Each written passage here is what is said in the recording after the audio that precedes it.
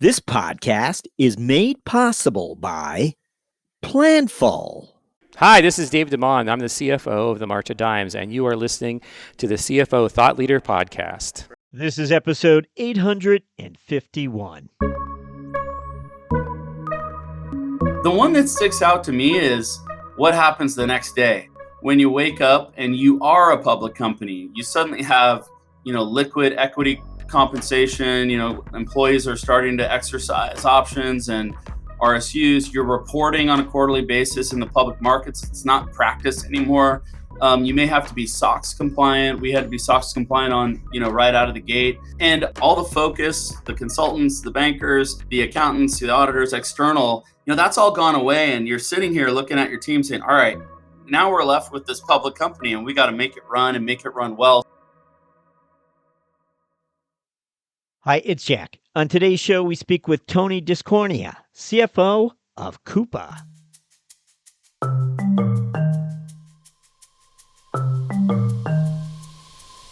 Few finance leaders have better revealed to us the career-transforming powers of IPOs than CFO Tony Tiscornia. Turn back the clock to 2015, and Tiscornia is the accounting-minded VP of Finance for a spend management software company, Coupa. When Todd Ford, a CFO with a crisp IPO resume, joins the company and subsequently tasks Tiscornia with investor relations responsibilities.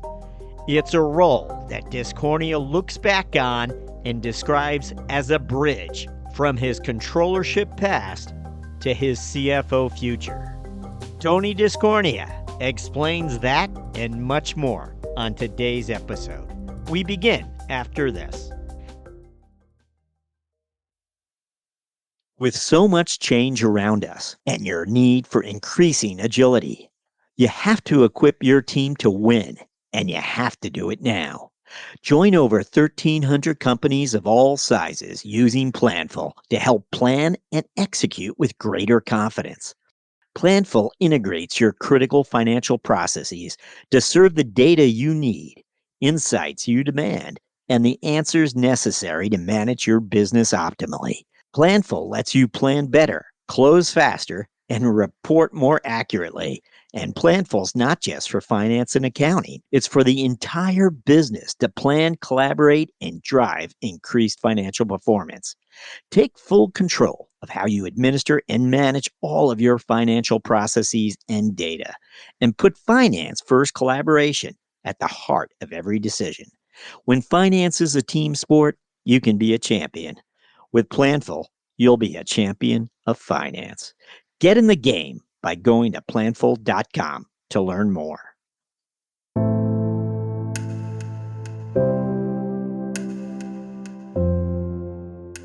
Hello, we're speaking with Tony Tiscornia, CFO of Coupa Software. Tony, welcome. It's great to be here, Jack. Thanks for having me. So, Tony, we always begin by asking our guests to first look back for us and try to identify some of the experiences they feel really prepared them for a finance leadership role. What would come to mind for you? Yeah, there are a few things, Jack. I started out my career in public accounting working for KPMG here in San Francisco. That really allowed me to go to different client sites, interact with different businesses, right, across different industries and really learn how those businesses work, what the different styles were, how finance teams and businesses at large constructed themselves, founded themselves. And I learned a lot about different types of businesses that way. And then another role that comes to mind is my time at a company called Robert Half International, where I was in consolidations and SEC reporting. Whereas in KPMG, I was looking at it from the outside in more of a consulting and auditing fashion. This allowed me to get into the business and really work on a business and see how from the bottoms up how it worked. And that was a really great experience for me. I felt well balanced from those two. And then the other thing is, I've been here with Coupa for nearly 10 years. In December, it'll be 10 years, and I have had various roles here as we've gone from a 100-person, startup company to now we have about 3,500 employees, and we've been public for 6 years. So all the things I've learned in this business have been incredibly pivotal for me. As you just explained, one of the interesting things I found about your career, looking back at it, was the fact that you land at Coupa as a controller, and you really climb up to the CFO office. We don't always see that. Sometimes it's you gotta leave to get into that slot, but you did it all internally, and it's over a period of what you just described. I guess the last 10 years, you've been there nearly. And I want to also point out, you made a 5-year investment with Robert Half, which you mentioned to us. Curious that for most of us, that's executive recruitment or staffing. Tell us a little bit about that business. The Robert Half business is a recruiting business, a recruiting and staffing business. So it's permanent placement and also temporary resources for businesses. Rather than being one of those resources, I was actually working for the corporation itself, right? And we were a public company, and I learned so much in that. I worked for someone named Stephen Hilton, who was one of the mentors in my career. I learned so much about, frankly, deadlines, accuracy, speed, depth of reporting, data. I remember trying to consolidate an entity across many, many currencies, 20 plus countries and different currencies for the statement of cash flows. And so really intricate kind of finance and SEC reporting. And that was a great experience for me. Let me try to, you can tell me if I took a abbreviated view of your career, I would say, you were an auditor at KPMG, as you described for us, and you were there 3 or 4 years. But it was really at Robert Half where you come out the other side as a finance executive, more like a senior finance executive. Did you feel that way, or did it happen earlier in your career? No, I mean, I think absolutely. Meaning you weren't just an accountant Yeah, anymore or an auditor. You kind of I think when I moved, really moved to Robert Half after KPMG is when I became a corporate finance person, right? What you could call it. It's accounting. Sure, I was an accountant, but it was more like a finance person for a business, right? And I wasn't an executive at that point, but that was really the part, the kind of stepping stone in my career where number one, I realized I really loved this area of work. And number two, I learned about how to run finance for an actual business, right? And that was very eye opening for me, and really I soaked it up and really loved it. We already mentioned that you climbed the ranks really at Coupa, and it was a 10-year span. You step into the CFO office in 2021. Along the way, and I'm going to ask this blindly. I know the company's public today, but did it go public somewhere maybe midstream on your climb? Yeah, I think we went public about 6 years ago, and I've been with Coupa about 10 years. So, one of the first things I had to do when I came to Coupa was switch us from QuickBooks to NetSuite and implement Coupa integrated with NetSuite, which was an awesome project for me. It allowed me at the very get go to learn a lot about our own software solution and how it worked, how it was encoded. And so, having that experience of 4 years being private, building up to IPO, and then operating as a public company for the last 6 years, I mean, the amount of training and learning that I've experienced has been really invaluable for me. Would love to, and we're going to ask you about Coupa in a moment. We'll find out more about what this company does and what have you. But just in that time where you emerge in the company as a leader, it goes public. You were responsible, as you just explained, having the systems in place is critical. But also, what's happening with you? Are you having additional people report to you? Are you, after the company goes public, did it swing open the door to more opportunities for you? Yeah, I mean, when I started at Coupa as a controller, I was a team of one, right? And now, I've been really fortunate with the growth of the business to grow my team that I support here at Coupa. Here's an obvious question I should have asked. I'm sorry, I'm interrupting, but I think it would reveal a lot to us. You arrive, how large a company is this? If not revenues, maybe headcount would be interesting. Yeah, we were south of 100 people when I arrived at Coupa. And as I mentioned, we were, it's very early on, right? A decade ago, we were still on QuickBooks. And as I noted, I was I had a partner, Roger Kaufman, who was on the FP&A side. But from a controllership perspective, it was just me, right? And I had to hire my first couple folks, which was great. And now, I support a team of over 100 people here in the company, and we've really grown and scaled over the years. And it's just been an incredible experience. Really scale. If when people ask me one word to describe the journey, the biggest asset, the biggest focal point the whole time has been scale. Right, the business is growing. How do you scale with the business to support the growth, the profitability, and the needs of the business? Let me, and we'll have maybe a few more career related questions for you as well. But let me ask you about Coupa now. You can fill us in on what is this company? I think it was founded in 2006. You can correct me. But what does this company do, and what are its offerings today?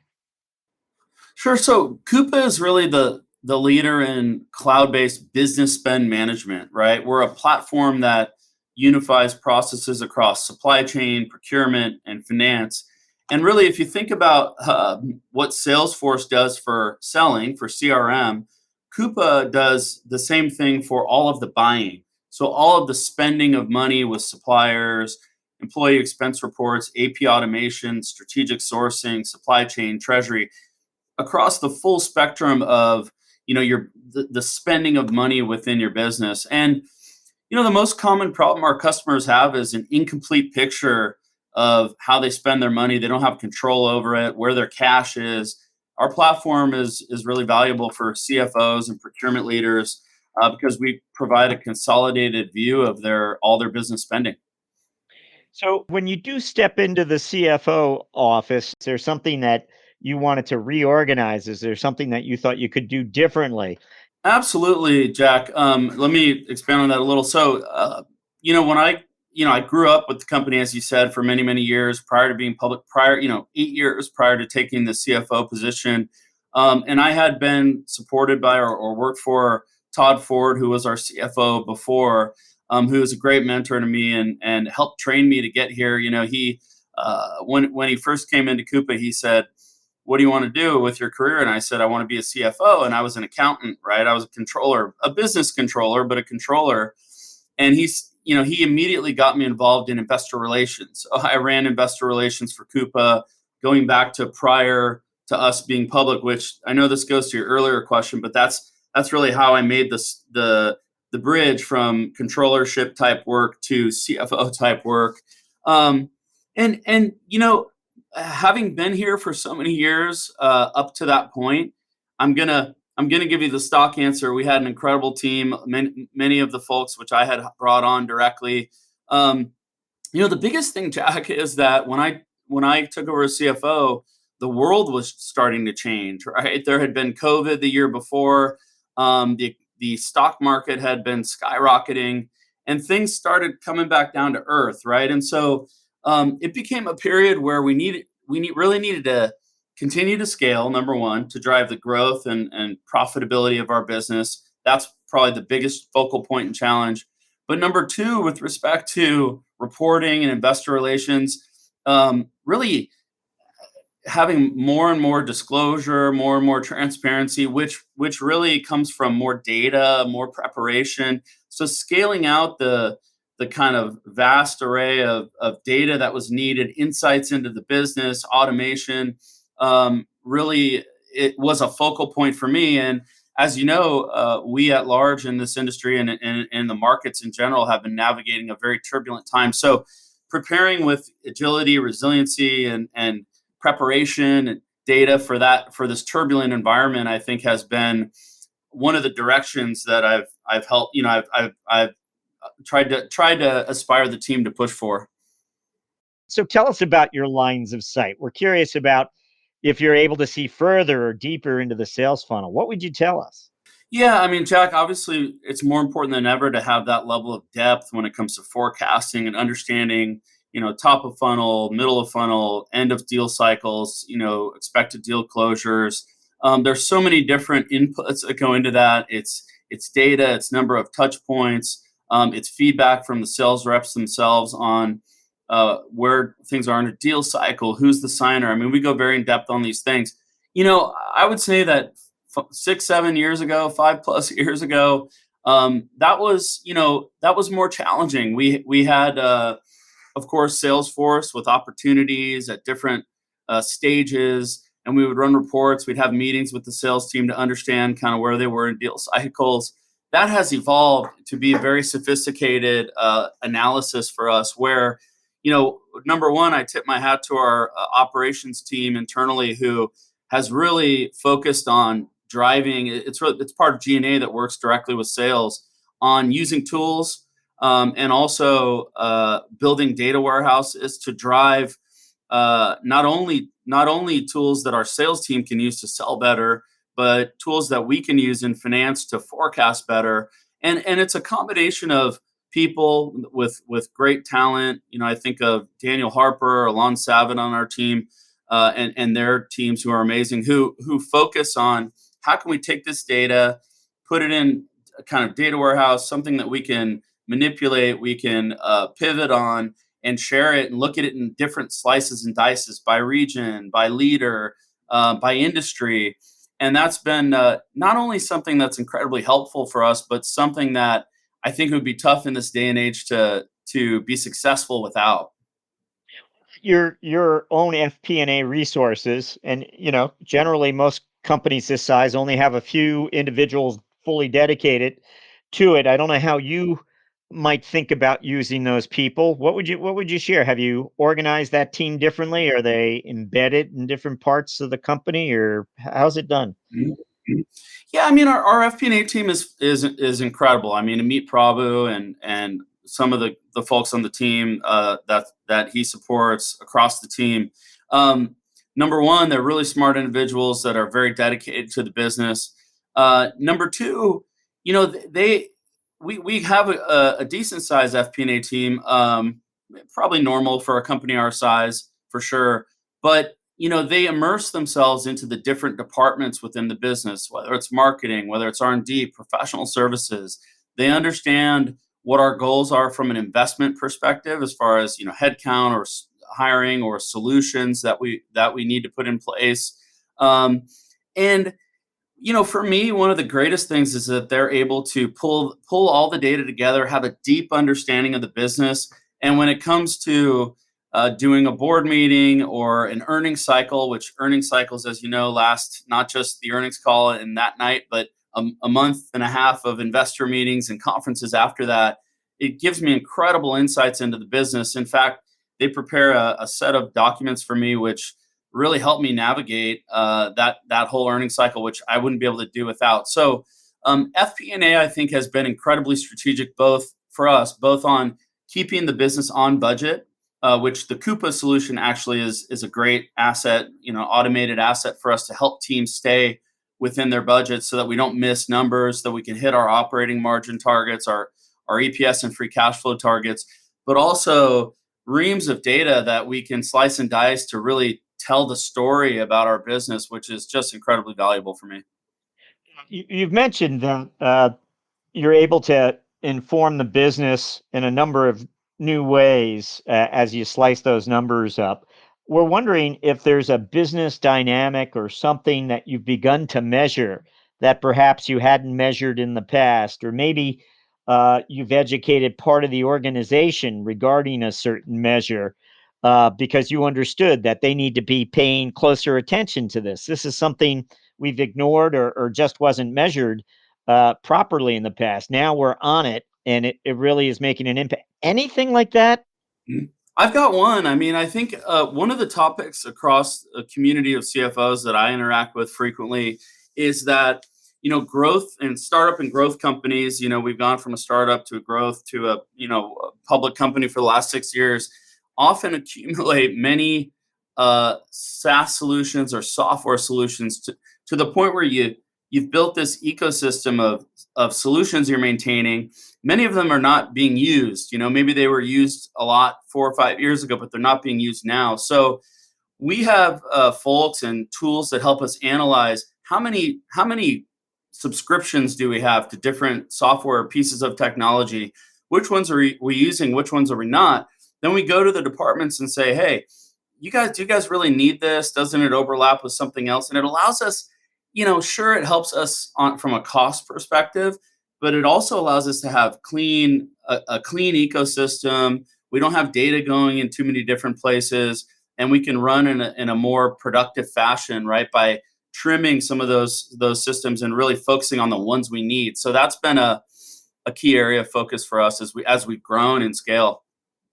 So, we've been asking finance leaders about their workforce and whether since the pandemic, their mindset on talent has changed in some way, whether it's in terms of the remote environment becoming part of the model, whether it's compensation differently, anything in terms of your talent mindset as you look at this organization?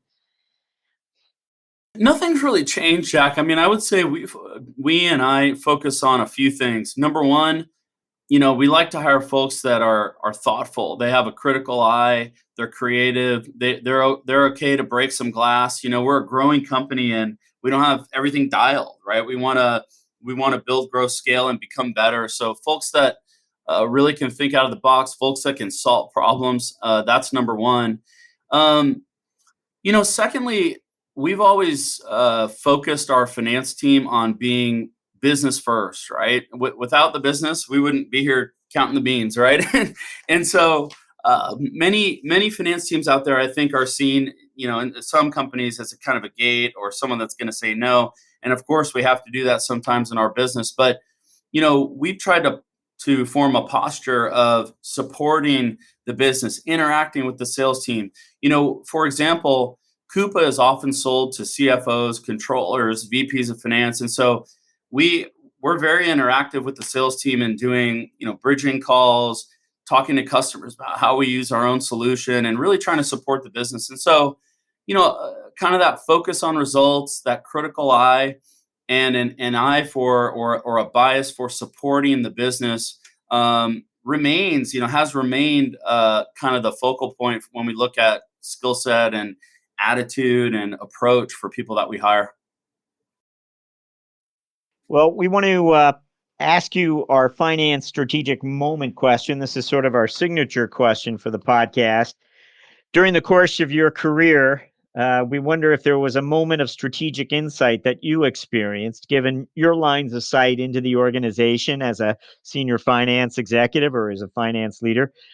You responded to it. You saw something, and it led to avoid a risk, maybe, or pursue an opportunity. I don't know, but what comes to mind when we ask for a finance strategic moment?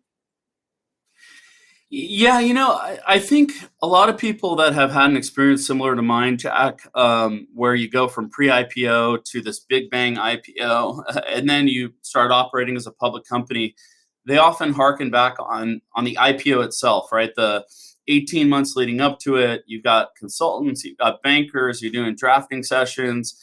You're really diving deep into the business. You're preparing to be a public company. That's a big experience, but the one that sticks out to me is what happens the next day when you wake up and you are a public company. You suddenly have, liquid equity compensation. Employees are starting to exercise options and RSUs. You're reporting on a quarterly basis in the public markets. It's not practice anymore. You may have to be SOX compliant. We had to be SOX compliant on, right out of the gate. And all the focus, the consultants, the bankers, the accountants, the auditors, external, that's all gone away. And you're sitting here looking at your team saying, all right, now we're left with this public company and we got to make it run and make it run well. So that was a key moment for me where I realized what it takes to operate as a public company, versus just becoming a public company. That was very eye-opening for me in the number of resources we needed, the amount of expertise we needed, shortening the closing of the books so that you could have more time to analyze numbers and prepare for board meetings, for earnings calls, and really scaling up the business. How do we take it to that next level of scale so that we can operate as a public company? And I think a lot of times for folks that haven't experienced it, they think, once again, they think the IPO itself is the big push, and it is a big push, and it's very fun and exciting, but don't underestimate what it's like to run a public company when the dust settles. That was a big eye-opening moment for me, especially with regards to what it takes to scale a business. Hi, it's Jack. I hope you're enjoying our discussion with CFO Tony Tiscornia. From my reporter's notebook, Tony shared one word that sums up his experience at Coupa. That one word was scale. How do we scale this company so it grows profitably and serve the needs of the business? Well said. We now return to our interview with Tony Tiscornia. All right. Well, thank you for that. We're going to jump to what we refer to as our mentoring round, where we're once more going to ask you to look back for us. And this isn't too long ago, but we want you to think back to that first 60 days that you were CFO of Coupa. If you could go back in time and give yourself one piece of advice during that period, that first 60 days, what would it be? Yeah, I think I had, by my mentors, Todd Ford, Rob Bernstein, our CEO, always been taught that, markets are volatile, economies are volatile, the business environment can be volatile, can be up and down. Most of my time as a public company at Coupa before I took the CFO role, everything was up and to the right for the entire market, right, in the entire economy. Interest rates were low, there was stimulus, et cetera. So even though I had been told, kind of really grokking the notion that markets and economies are volatile, the world will continue to change and undulate, and that the key is really building a foundation of strength, resilience, agility to navigate any kind of environment, because those environments are going to change, right? And so I feel like we've done a good job of that, but it's something that I've been taught and been told, and all great finance leaders would talk about it. But what I would recommend, for folks out there is, really build that foundation of strength, of resilience, agility, so that when things are up, you're steady, you're strong. When things are down, you've got that foundation to navigate turbulent waters. Oh, we always like to ask our guests to reflect a little bit on the personal side for us. We're wondering if there's a habit that you have or a part of a daily routine that you're known for that sets you apart from others. Anything that you do that people know you for. It might be something a family member might point out to us. Anything come to mind? Yeah, yeah. So something my grandmother taught me many, many years ago was, and I remember her saying this to me hundreds of times, was take it one day at a time, Tony. And in our world, um, it's easy as a finance person. You're talking about the past as a CFO. You're talking about the past, performance, results, trends. You're talking about the future. You're reviewing past results. You're doing forecasting for the future, right? And so it's so easy to get consumed in worry about the future, or kind of obsessive thinking about the past and what went well, what went wrong. There's a place for all those things, right? But the way I manage it is through my calendar. Something I really learned from our CEO Rob, which is take it one day at a time. Carve out time to focus on forecasting future, making plans, making decisions, and then just really try to take it one day at a time. Otherwise, with the ever changing world we live in, it becomes too overwhelming. And It's interesting what you're sharing. It's a mindset, and it's actually I think it's not unlike maybe what many finance leaders might share with you. Something in common. Um, I guess I'm looking for something that sets you apart, and it might be a hobby or an interest, something that immediately you think of when someone says, "Hey, what is it? What's an interest of yours, Tony?" yeah, Jack, what I enjoy most is music. I grew up with my dad, had hundreds of albums and vinyl records, and I think ever since I was a baby, right, he was holding me up to the speakers, teaching me about classic rock. I grew up mostly listening to the Beatles, and when I was in high school, I started picking up the guitar, looking at different tablature kind of musical writings, and trying to learn how to play guitar. And that's really become a passion of mine. My wife would tell you that when I try to learn a song, I'm kind of obsessed with it until I take it all the way to fruition, right? Until I can learn the song perfectly. before I can go to the next one. And maybe that's one of my quirks that spills over into my life as a finance person. Excellent. Thank you for that. Wondering if you have a book recommendation for us. The book that has resonated with me most, and I've read it about 3 times, is Dale Carnegie, How to Win Friends and Influence People. And I find, the biggest lesson I learned from that book, I'm not going to, go too deep into it, is about listening. So, oftentimes when people are trying to sell me something or sell me software, try to engage with me, they're talking a lot about themselves. They're talking about what their software does. And really, if they would just listen and let me tell them about my problems, it would be much more engaging for me. And I'd know they'd be focused on helping me solve my problems. So that was a lesson that I learned that I feel has helped me in my personal life, building relationships, and also in business. Another one is The Power of Habit. That's a book that has helped me become organized and productive in my life. Excellent. Great selections for us. Thank you. We're up to our final question where we finally ask you to look forward for the next 12 months. And what we would like to know is your priorities as a CFO. What would those be for the coming 12 months?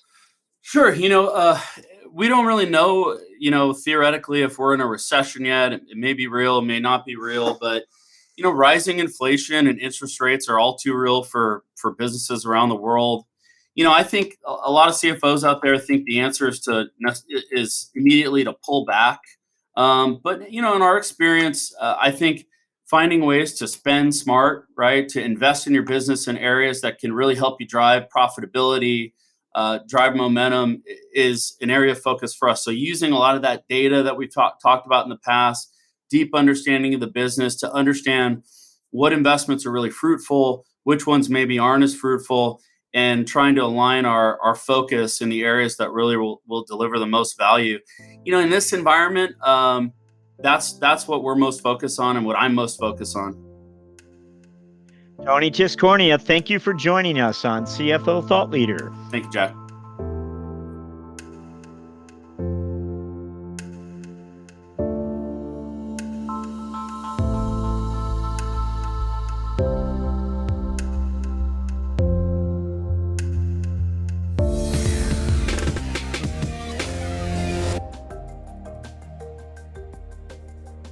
Hello, listeners. Do us a favor. Be certain to subscribe to CFO Thought Leader on Apple Podcasts, or if you're an Android user, check us out on Spotify or Google Play. If you like the show, please recommend it to a friend.